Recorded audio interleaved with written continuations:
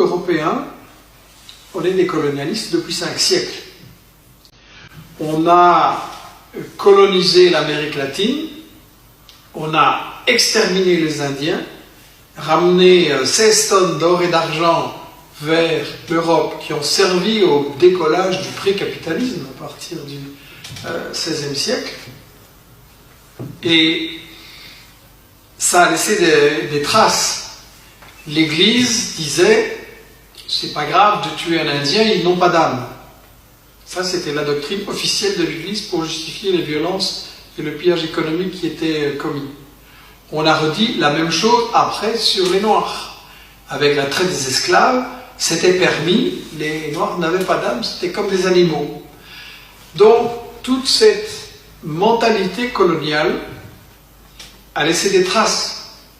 Moi, dans les années 50, j'étais élevé chez les Jésuites, avec une famille bien bourgeoise et réactionnaire, et au catéchisme, on m'apprenait les Noirs sont par nature indolents et paresseux.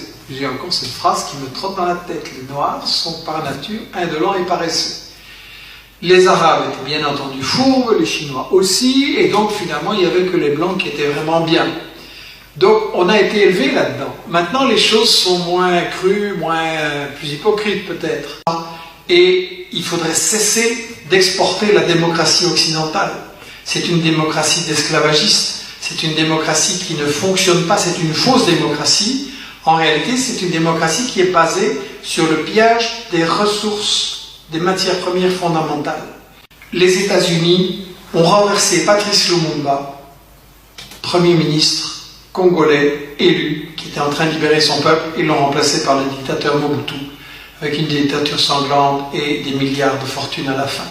Le gouvernement des États-Unis, le gouvernement de la France, etc., ne sont pas la solution des problèmes, ils en sont la cause.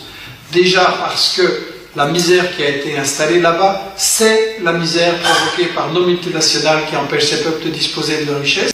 Les dictateurs qui ont été installés là-bas, c'est presque tous des dictateurs qui ont été mis en place par nos multinationales pour défendre leurs intérêts.